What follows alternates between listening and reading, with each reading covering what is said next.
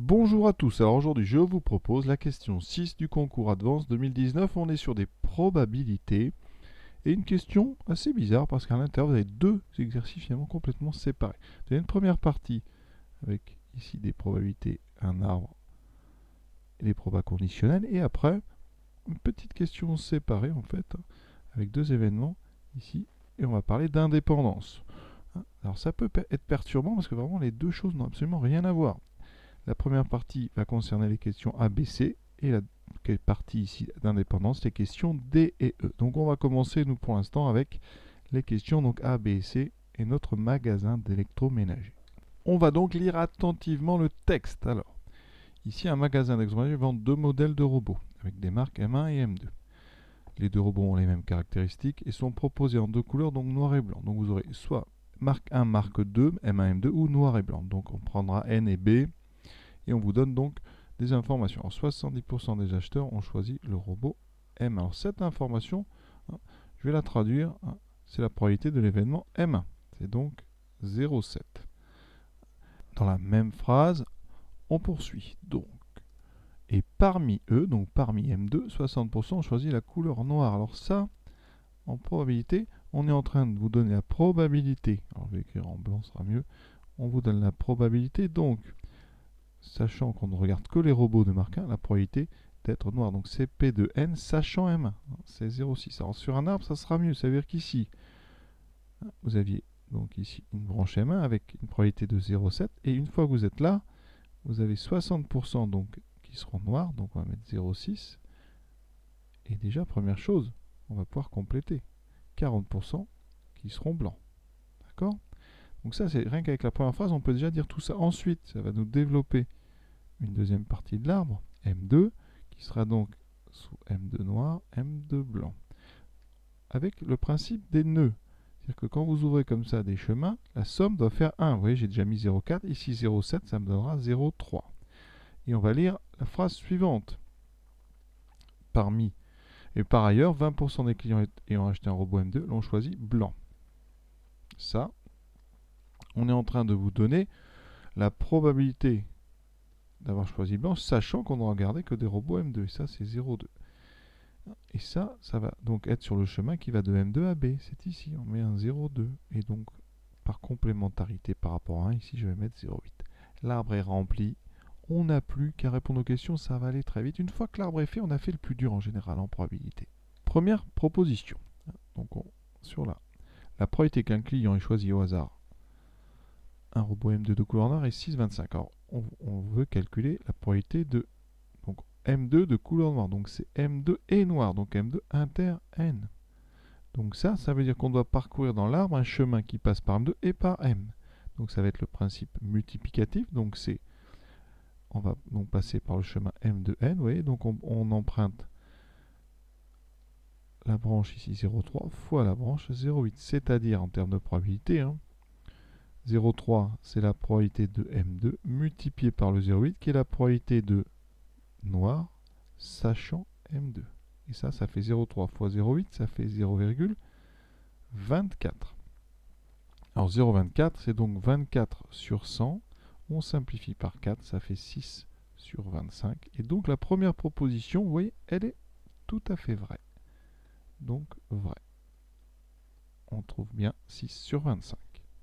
Deuxième proposition, la probabilité qu'un client choisit au hasard et acheter un robot de couleur noire est 6 sur 25. Alors il nous faut la probabilité de l'événement N. Alors N, dans l'arbre, il est découpé en deux, si vous regardez bien.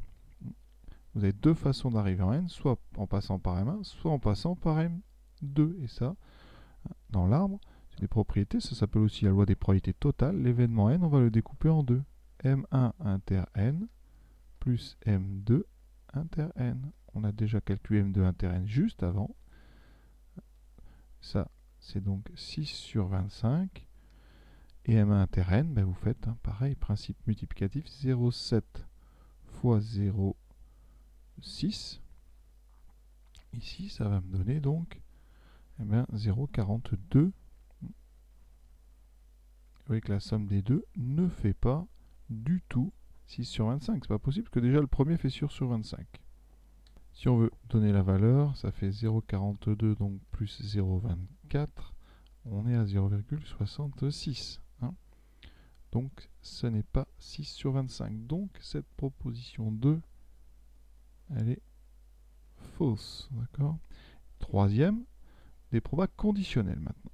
Le client a choisi un robot de couleur noire. La probabilité qu'il soit de marque M2. Alors, ici, on est en train d'essayer de calculer donc la probabilité de M2, sachant qu'on ne regarde que des robots de couleur noire. Donc, c'est P de M2 sachant N.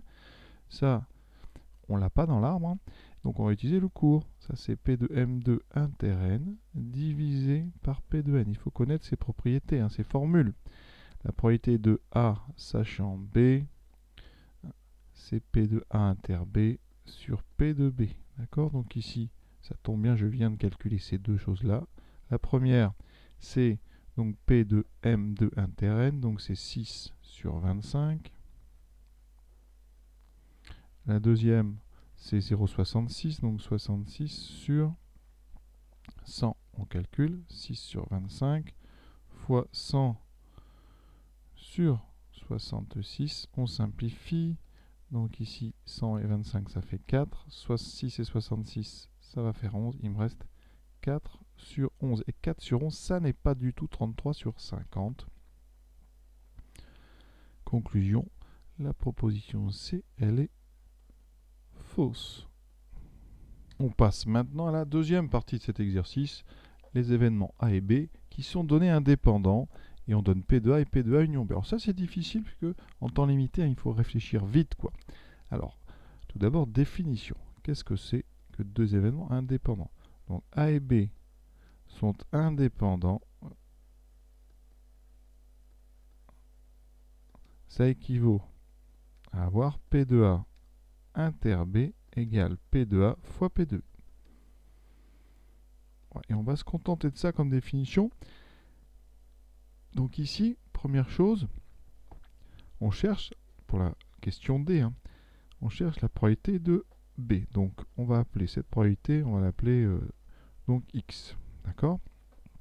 C'est notre inconnu. Alors déjà, avec l'idée que A et B sont indépendants, donc A et B sont indépendants, ça veut dire que si vous faites probabilité de A fois probabilité de B, vous trouverez probabilité de A, donc inter B. Donc ici, P de A, il est donné, c'est 0,3. P de B, c'est X. Donc 0,3 fois X est égal à P de A inter B.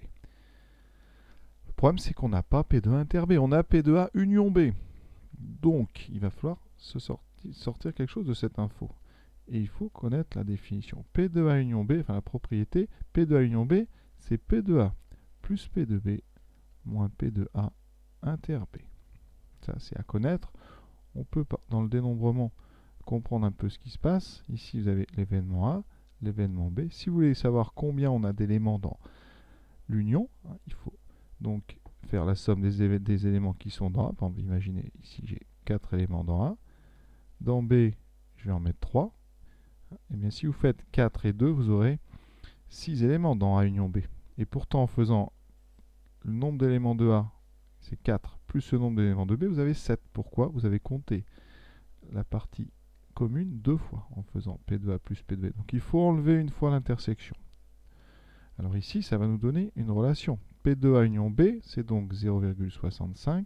Ça va être égal à P de A, donc 0,3, plus P de B qu'on cherche, c'est X, moins P de A inter B, qu'on a évalué à 0,3 fois X. Et vous avez devant vous une équation du premier degré qui va nous permettre de trouver X, vous voyez. Donc ça fait 0,65. On va enlever 0,3 des deux côtés, ça fait donc 0,35 qui va être égal à 1x moins 0,3, c'est-à-dire 0,7x. Donc x vaut 0,35 sur 0,7 et ça fait, ça fait un demi. Parce que 0,35 c'est la moitié de 0,70, donc x égale 0,5. Et donc la proposition, c'était 0,5, elle est vraie. Donc pensez-y, deux choses à savoir. Donc, je répète, la définition de ce que c'est que des événements indépendants. Et ensuite, bien se rappeler de cette formule qui permet de calculer la probabilité de l'union, c'est-à-dire A ou B. A ou B, c'est donc P de A plus P de B moins P de A inter B. Et on peut passer à la dernière question, qui est presque une question de cours.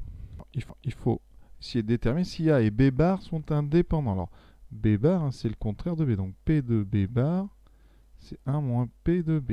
D'accord? Il faut donc essayer de montrer quoi?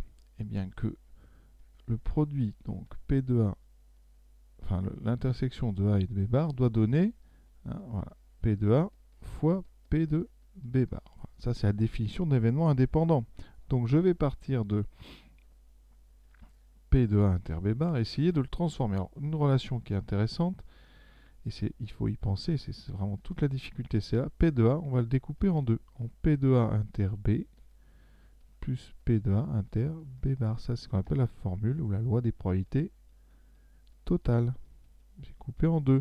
L'idée, c'est qu'avec ça, et j'en déduis que P de A inter B bar, c'est donc P de A moins P de A inter B. Et on m'a dit que A et B étaient indépendants, donc P de A inter B, c'est P de A fois P de B. Et vous voyez, on a presque fini. On va factoriser par P de A. Ça me donne 1 moins P de B. Et 1 moins P de B, eh bien c'est P de B bar. Et on a terminé, ça fait P de A fois P de B bar. Et donc P de A inter B bar, c'est P de A fois P de B bar. Les événements A et B bar sont indépendants. Ça, c'est du cours, en fait, hein, d'habitude. Donc si on veut redémontrer, vous voyez, il y a un petit peu de travail. Alors, est-ce qu'on pouvait le faire par les calculs rapidement? Alors, P de B bar, c'est 1 moins P de B. Donc, ça fait 1 moins 1 demi, 1 demi. D'accord? On va essayer de voir un petit peu tout ça. P de B, 1 demi. P de B bar, c'est 1 demi. On peut faire peut-être un tableau ici. Donc, on va mettre A bar, B, B bar. Est-ce qu'avec un tableau, on arrive à tout remplir? On va mettre les probabilités. Alors, P de A, c'est 0,5. P de A, non, c'est 0,3. A bar, c'est donc 0,7. P de B, c'est 0,5. 0,5. A bar inter B, alors ici, on a dit que ce sera le produit. Les événements sont indépendants. Donc, ici, P de A inter B, c'est P de A fois P de B. Donc, c'est 0,5 fois 0,3. Ici, ça fera 0,15. Ensuite, ça me donne ici, donc, 0,5 moins 0,15, 0,35. Donc, ici, 0,35. Et ici, donc, 0,15. Alors, ce que vous pouvez remarquer, c'est qu'à partir du moment où on sait que AB sont indépendants, on peut remplir une case et donc remplir les trois autres. Ici, vous voyez bien que si on veut savoir si A et B bar sont indépendants, on a donc ici 0,3 fois 0,5 qui donne bien 0,15. Donc là, on voit bien que A et B bar sont indépendants. Donc, autre conséquence qu'on a, c'est que si A et B sont indépendants, eh bien forcément, A bar, B bar sont indépendants, A bar, B bar aussi, et A bar et B sont indépendants. Donc en fait, les quatre cases ici se remplissent automatiquement dès qu'on a une relation d'indépendance entre deux des événements. Voilà donc pour l'idée de faire ça avec un tableau. Pour ceux qui veulent faire ça sans tableau, effectivement, comme on connaît P de A inter B, P de A inter B, c'est donc P de A fois P de B, c'est 0,3 fois 0,5, ça fait 0,15. Vous pouvez grâce à ça en déduire P de A inter B bar, parce que P de A donc vaut 0,3 et là vous avez 0,15, donc ça va nous laisser donc 0,15. Et donc effectivement, si on calcule P de A fois P de B bar, on trouve 0,3 fois, alors donc on a dit 0,5 qui donne bien 0,15, donc vous avez égalité des deux. Voilà comment on pouvait faire avec les calculs. Mais effectivement, ça c'est une propriété générale. Hein. Si A et B sont indépendants, A et B bar le sont aussi. Voilà, je vous souhaite une bonne fin de journée à tous et à bientôt.